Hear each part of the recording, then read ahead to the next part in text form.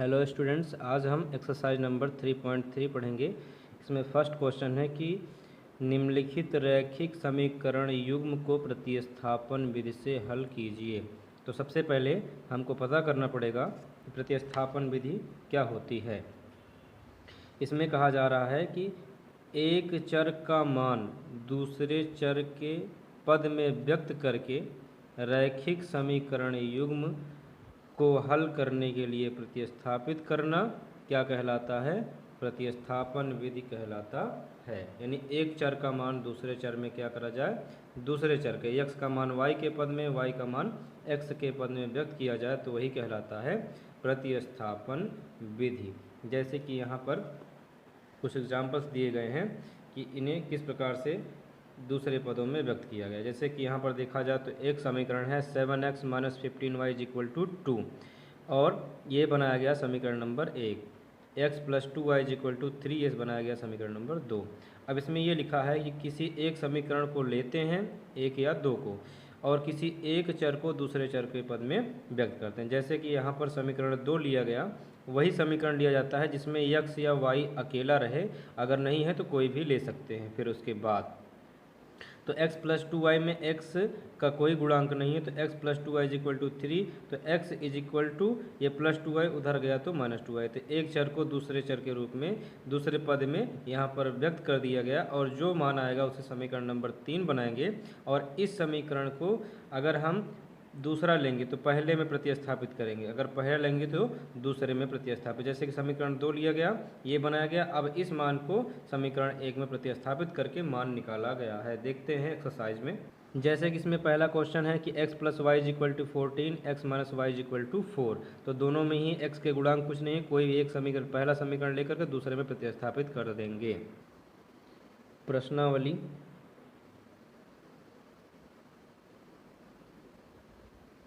3.3 और इसमें पहला क्वेश्चन है कि x + y = 14, तो इसे हम देखते हैं। और दूसरा है x - y = 4 और प्रतिस्थापन विधि से हल करके इसमें हमें x और y के मान ज्ञात करने हैं। तो सबसे पहले हम इसको सॉल्व करते हैं। हल यहाँ पर क्या रहेगा, इसे पहले नोट करें। x + y = है 14, ये हो जाएगा समीकरण नंबर 1।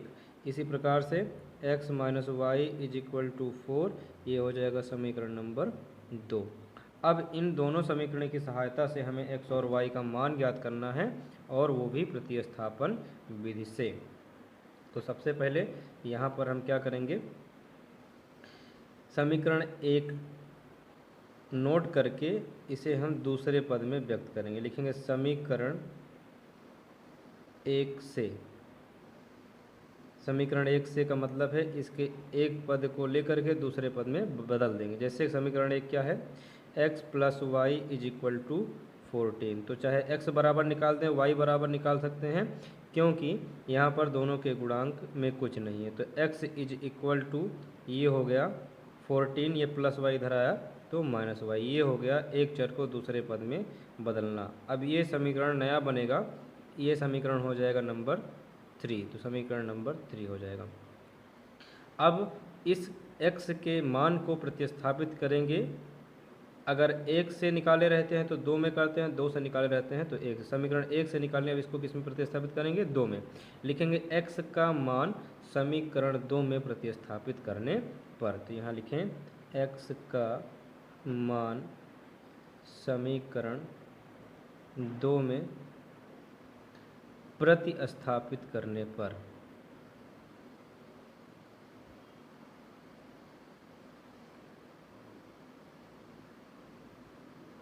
तो x की जगह पर कितना रखेंगे, 14 - y, क्योंकि यही है x का मान। देखिए समीकरण 2 क्या है, x - y = 4।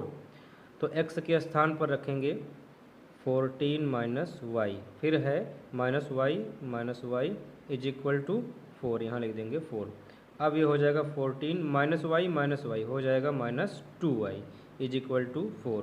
अब अंक को भेजेंगे अंक के पास, तो ये हो जाएगा -2y = 4 प्लस 14 इधर आएगा तो माइनस 14 हो जाएगा, इज इक्वल टू, नीचे लगा देते हैं, यहाँ पर लिखेंगे -2y इज इक्वल टू 4 में से 14 जाएगा तो आएगा -10, y इज इक्वल टू -10 अपान गुणांक जाता है बटे में -2, माइनस से माइनस कट गया और 2 1 जा 2, 2 5 जा 10, तो y इज इक्वल टू निकल कर आ गया 5।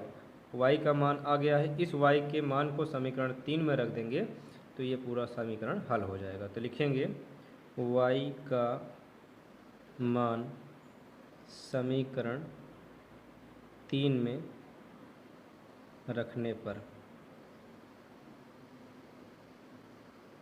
तो y के स्थान पर रख देंगे 5, तो ये है x is equal to 14 minus y, y के स्थान पर हो जाएगा 14 माइनस वाई है तो y के स्थान पर हो जाएगा 5, तो 14 में से 5 जाएगा तो आएगा 9, तो x इज इक्वल टू आ गया 9। तो हमने देखा कि x इज इक्वल टू मिल जाता है 9 और y इज इक्वल टू मिल जाता है 5। यही है प्रतिस्थापन विधि से हल करके x और y का मान ज्ञात करना। अब इसमें नंबर 2 क्वेश्चन देखते हैं। इसमें x y के रूप में है, इसमें s और t के रूप में, तो इसमें s बराबर और t बराबर मान निकलेंगे। s minus t is equal to 3, s upon 3 plus t upon 2 is equal to 6। तो ये पहला इक्वेशन है, इक्वेशन यानी कि समीकरण, यह दूसरा इक्वेशन है। तो पहले नोट करेंगे, नंबर 2 है s minus t is equal to 3, ये हो जाएगा इक्वेशन नंबर फर्स्ट।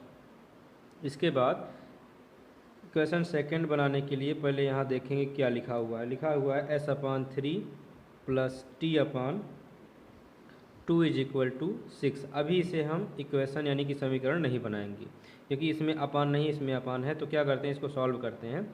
ये s है, s का 2 में मल्टीप्लाई हो जाएगा 2s और प्लस 3 का t में हो जाएगा 3t, और इसके बाद अपान 3 का 2 में हो जाएगा 6 और इज इक्वल टू हो जाएगा जो है वही, अपान कर लेंगे 1। इसका इसमें 2s प्लस 3t का 1 में कराएं तो ये आएगा 2s plus 3t is equal to 6 का 6 में मल्टीप्लाई कराएं आएगा 36। तो ये अपान के नहीं था, ये भी अब अपान के नहीं, तो अब ये एक नया इक्वेशन बन सकता है, इक्वेशन नंबर 2। अब पहले की तरीके से हमारे पास दो इक्वेशन हैं, दो इक्वेशन में क्या करेंगे, हम ऐसा गुणांक देखेंगे जिसमें कोई गुणांक ना हो, s में t में, यानी हम समीकरण 1 ले सकते हैं क्योंकि ना तो s में है ना तो t में। तो सुविधा के लिए हम s minus t is equal to 3 यानी कि समीकरण 1 ले लेते हैं। यहाँ लिखें समीकरण 1 से नोट करते हैं s minus t is equal to 3, s is equal to 3 plus minus t पक्षांतर करेंगे तो ये आएगा प्लस टी, ये हो जाएगा इक्वेशन नंबर 3। अब इसके बाद हम इस मान को प्रतिस्थापित करेंगे समीकरण नंबर 2 में, क्योंकि यह समीकरण 1 से निकाला गया है। तो लिखेंगे s is equal to 3 plus t, या s का मान भी कह सकते हैं, लिख देते हैं s का मान समीकरण 2 में प्रतिस्थापित करने पर,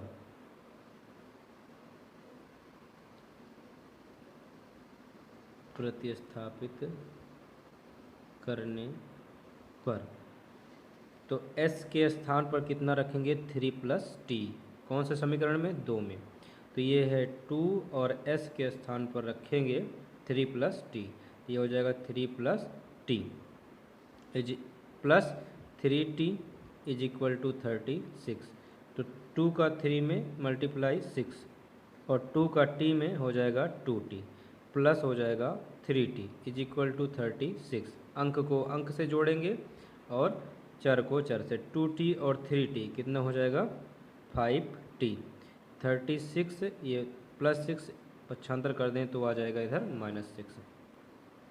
5t इज इक्वल टू 36 में से 6 जाएगा तो आएगा 30, और t इज इक्वल टू 30 गुणांक आता है बटे में, गुणांक है 5, तो 5 1 जा 5, 5 6 जा 30, t इज इक्वल टू आ गया 6। अब ये t का मान उठा करके समीकरण नंबर 3 में रख दिया जाएगा। तो लिखते हैं कि t का मान समीकरण 3 में रखने पर, तो s is equal to 3 plus t के स्थान पर रहेगा 6, s is equal to 3 plus 6 होता है 9। तो हमने देखा कि s इज इक्वल टू 9 आया और t इज इक्वल टू आया 6। यही हमारा प्रतिस्थापन विधि से हल है। नंबर 3 है 3x minus Y is equal to 3, 9x minus 3y is equal to 9। तो सबसे पहले हम यहाँ पर लिखेंगे 3x minus Y is equal to 3 और दूसरा है 9x minus 3y is equal to 9। तो ये हो जाएगा समीकरण नंबर 1। अब इसमें थोड़ा ध्यान दीजिए, इसमें कुछ कॉमन है। 3 त्रिका 9, 3 इक्का 9, 3 3 त्रिका 9, यानी सभी में क्या कॉमन है? 3 कॉमन। 3 कॉमन करें तो ये हो जाएगा 3x माइनस ये 3 निकल जाएगा तो यहाँ पर बचेगा सिर्फ y इज इक्वल टू 9 और 3x minus Y is equal to 9 गुणांक आता है बटे में, ये हो जाएगा अपॉन 3, 3 से 3 3 जा 9, 3x minus Y is equal to आ गया 3। समीकरण नंबर हो जाएगा 2। अब समीकरण 1 और 2 के देखिए, यहाँ पर है 3x minus Y is equal to 3, यहाँ पर भी है 3x minus Y is equal to 3।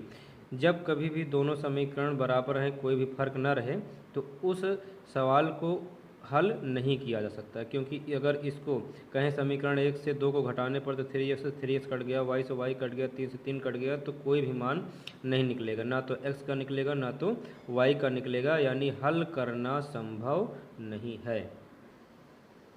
तो इसमें लिखेंगे समीकरण 1 से, समीकरण 1 है 3x minus Y is equal to 3। अब हम क्या करते हैं कि गुणांक देखते हैं, गुणांक इसमें कुछ नहीं है तो इसको इधर कर लेते हैं, minus Y is equal to 3, ये प्लस 3x इधर आया तो माइनस 3x। अब minus Y is equal to, ये चीज़ माइनस में नहीं रहनी चाहिए, तो हम क्या करेंगे इसमें माइनस कॉमन कर लेंगे। माइनस कॉमन करने से माइनस वाला पहले लिखा जाता है, क्योंकि माइनस वाला हो जाता है प्लस में और प्लस वाला हो जाता है माइनस में। अब ये माइनस से माइनस कट जाएगा तो y is equal to 3x minus 3 हो जाएगा। अब हम इसी को कहेंगे यही हमारा आंसर है, क्योंकि इसके आगे नहीं लगाया जा सकता, इसके आगे लगाएंगे तो मान शून्य प्राप्त होगा, और शून्य प्राप्त होगा तो हम कहेंगे इसके अपरिमित रूप से अनेक हल हैं। तो यहाँ लिखेंगे जहाँ x का कोई भी मान रख सकते हैं, x का कोई भी मान रख सकते हैं, अर्थात इसके अपरिमित रूप से अनेक हल हैं, क्योंकि समीकरण 1 समीकरण 2 के बराबर है। तो सभी मान आपस में बराबर आएंगे। a1/a2 करा जाए 3/3 कितना आएगा? 1 आएगा। फिर -1/1 करेंगे b1/b2 में, वो भी 1 आएगा।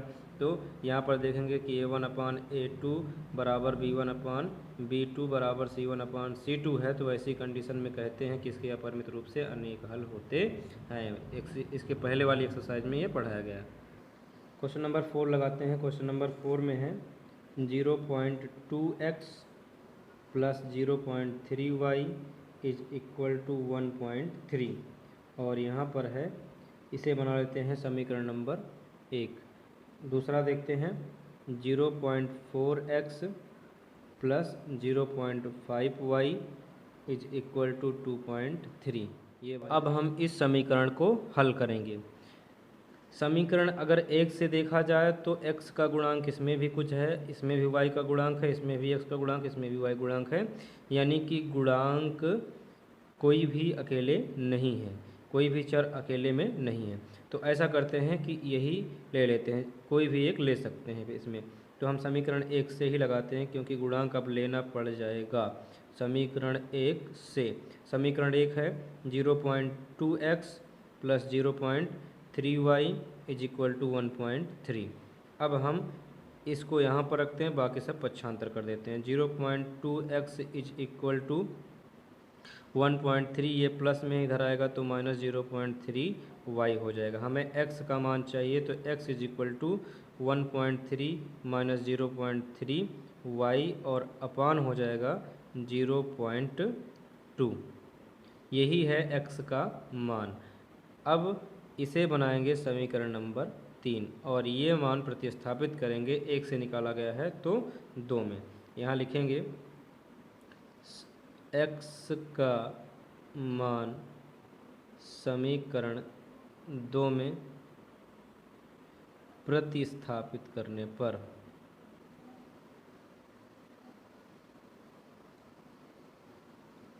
कर देते हैं।